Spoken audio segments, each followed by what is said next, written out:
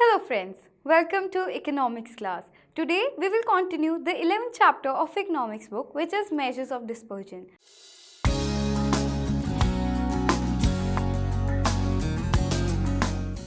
अब हम कंटिन्यू करेंगे कि हम स्टैंडर्ड डेविएशन कैसे निकालते हैं फ्रीक्वेंसी डिस्ट्रीब्यूशन सीरीज में। तो यहाँ पे हम step deviation which is the third method वो सीखेंगे। तो अब स्टेप डेविएशन मेथड या जो भी हमारा ये मेथड होता है स्टैंडर्ड डेविएशन का निकालने का, उसके लिए एक बहुत ही सिंपल फार्मूला है जो मिलता जुलता है हमारी प्रीवियस फार्मूला से। So let's see what the formula is. So standard deviation is equal to under the root summation of f d x dash का square upon n minus summation of f d x dash again upon n whole का square into c. C हमें याद है कि common factor होता था।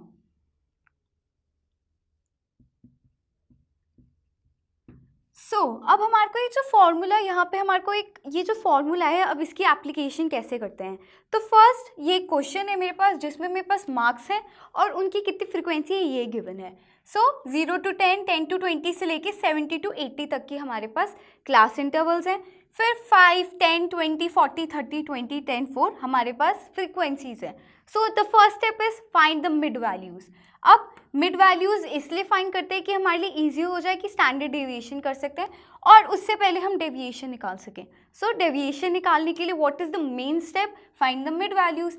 5, 15, 25, 35, 45, 55, 65 and 75। ये तो अब हमारे पास मिड वैल्यूज आ गई।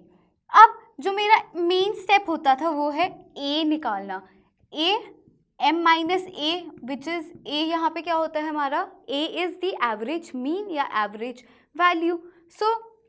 35 को मैं अगर a कंसिडर करती हूँ तो 5 minus 35 will be minus 30, then 15 minus 35 minus 20, this is minus 30, then 25 minus 10 0, a positive 10, a positive 20, a positive 30 and a positive 40।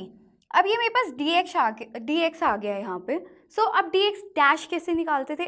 Simple dx upon सी। सी क्या है मेरा? Common factor.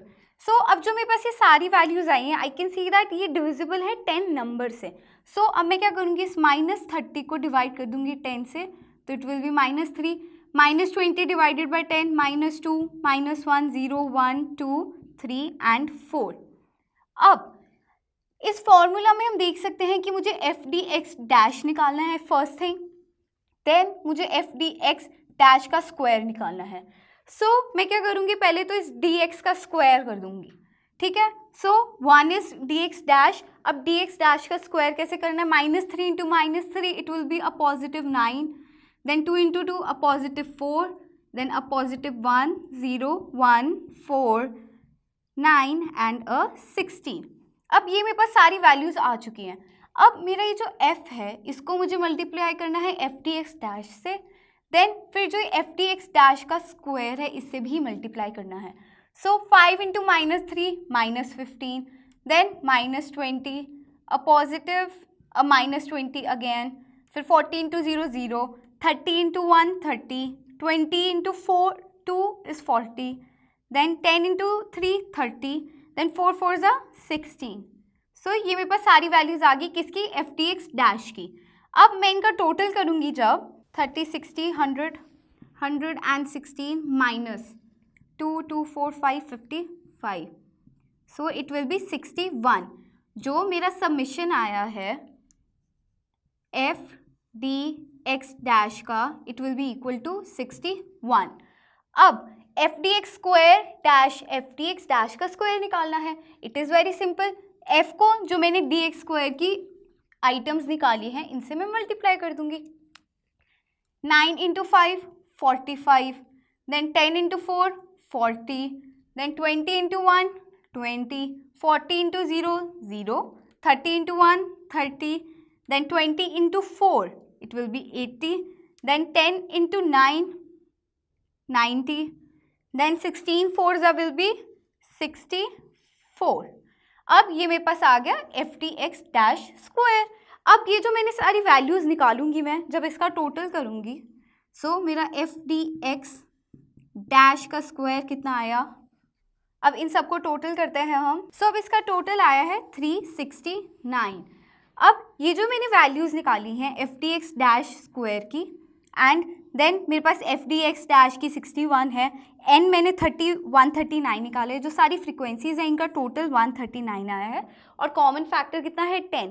अब इन सारी वैल्यूज़ को हम फॉर्मूला में पुट करते हैं और देखते हैं हमारा आंसर क्या आता है। सो अब जो हमने ये सारी वैल्यूज़ निकाले हैं एफ डी एक्स डैश की और f d x dash square की और एन की और सी की, अब इसको हम फॉर्मूला में पुट करते हैं। So as the formula implies f d x dash का square upon n minus f d x dash upon n whole का स्क्वायर इंटू सी।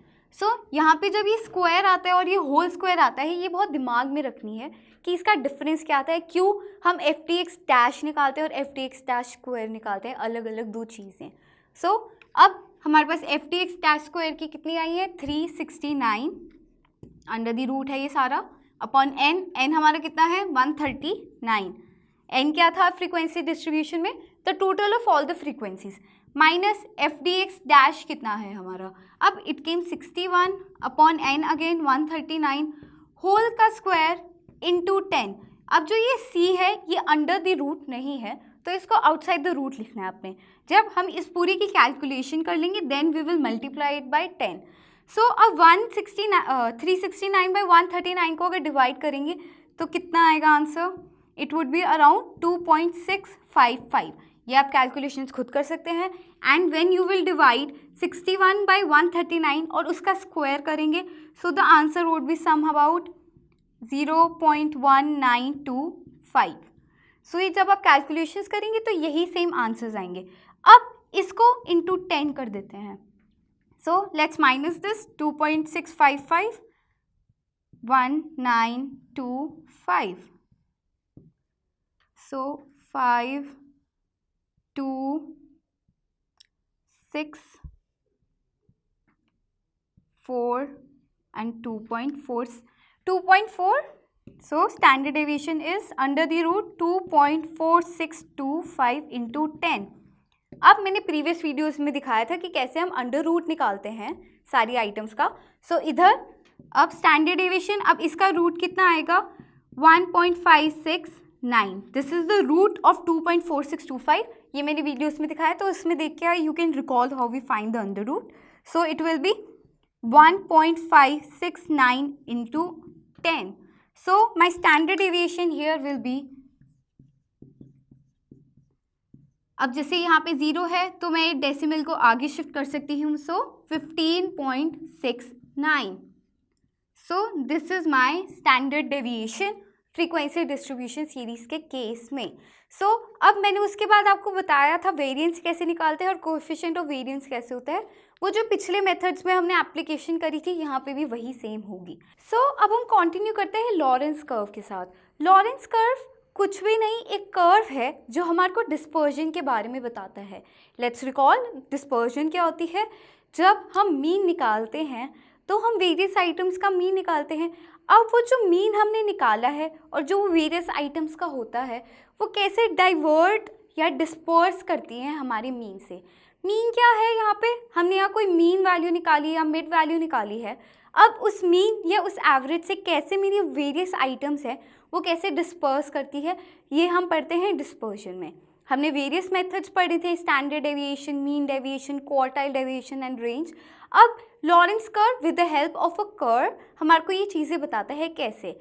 अब एक हमारे पास ग्राफ होता है जिसमें एक लाइन होती है बिल्कुल स्लैंट और उससे हमें पता चल जाता है कि कैसे डेविएट करती हैं। एग्जाम्पल लेते हैं, जैसे ये एक लाइन है इक्वालिटी की यहाँ पे, तो अब मैं ऐसे ऐसे कर्व बनाऊंगी। अब जब मैं पॉइंट्स मार्क करूंगी, जो जो मेरी वैल्यूज़ आएंगी उनको जब मैं ग्राफ पे पॉइंट करूंगी तो फिर they will make a curve. तो ये बताएगा मुझे कैसे पर्टिकुलर आइटम इस मिड लाइन से डेविएट हो रही है जो मेरा मीन है।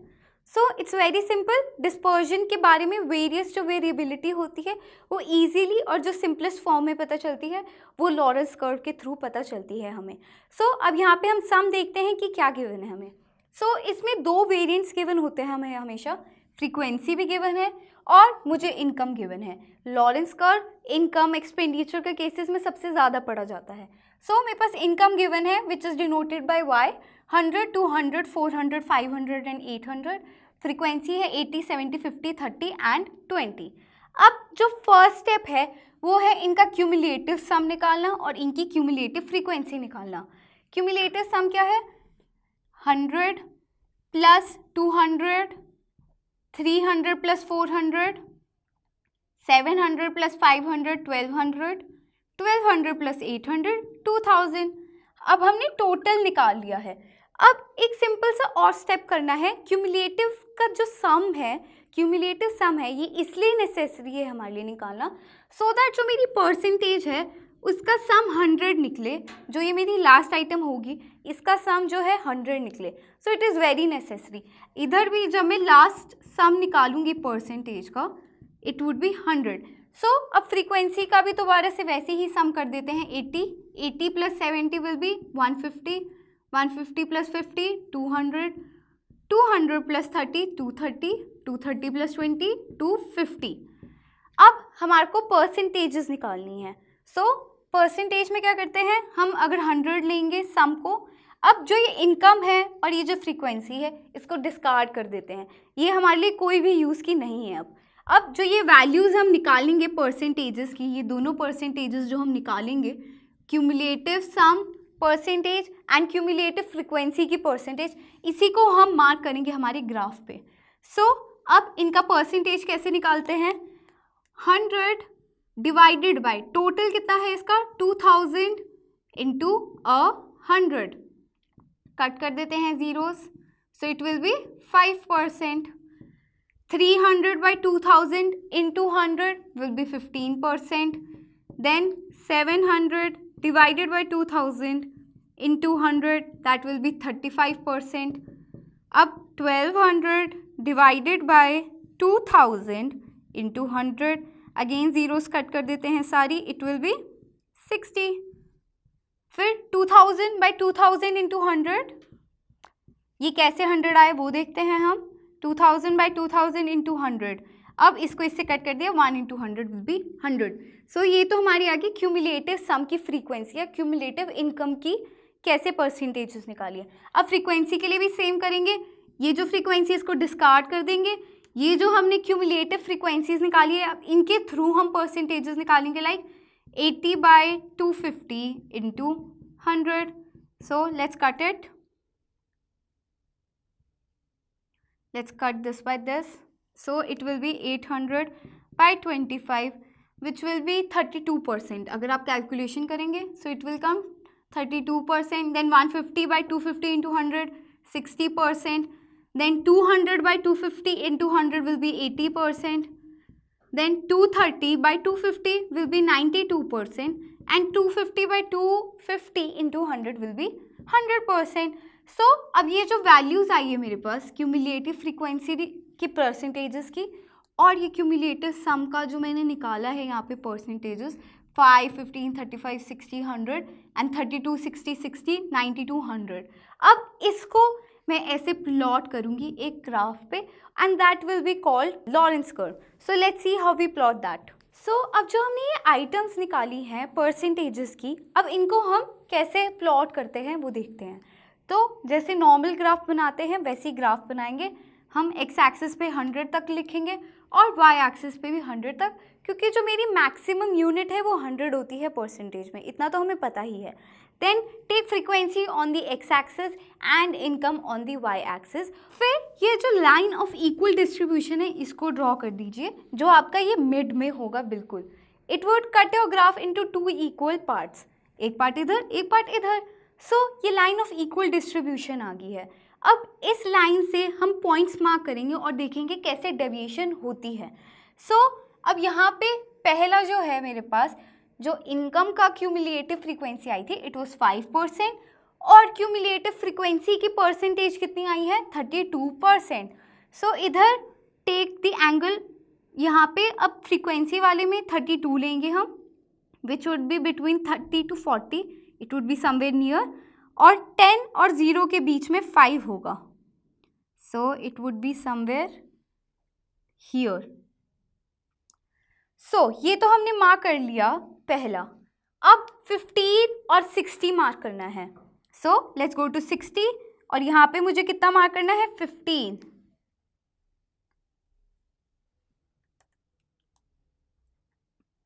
ये मैंने 15 मार्क कर लिया है. अब 35 and 80. 35 would come between 30 and 40 और ये 80 के पास.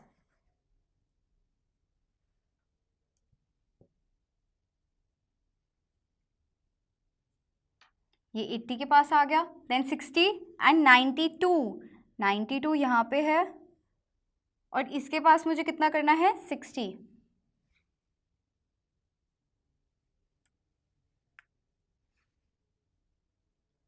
सो अब 100 एंड 100 मार्क कर देते हैं हम, which is here.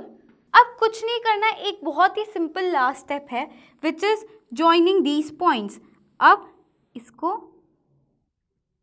In points को मैं ऐसे जॉइन कर दूंगी.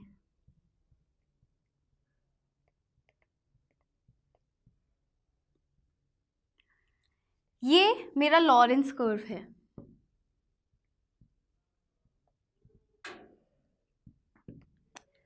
बस इसमें कुछ नहीं करना आपने. जो आपके पास दो चीज़ें गिवन होंगी लाइक इनकम और फ्रीक्वेंसी गिवन था, उनका सम निकालना है. फिर उनके जो सम होंगे उनकी हम फ्रीक्वेंसी निकालते हैं और जो फ्रीक्वेंसीज आएंगी दोनों की, one would be called cumulative sum of frequency and then the other one would be cumulative frequency.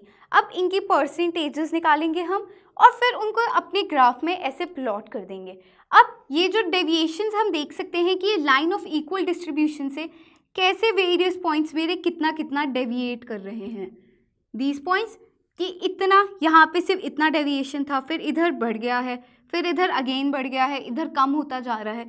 So Lawrence curve easiest वे होता है जिससे हम देख के उसी टाइम बता सकते हैं कि कितनी कहाँ डेविएशन हो रही है. हमने पढ़ा कि डिस्पर्जन कैसे होती है इस पूरे चैप्टर में और उसके वेरियस मेथड्स क्या होते हैं. नेक्स्ट चैप्टर में हम पढ़ेंगे correlation. See you in the next video. Till then keep revising.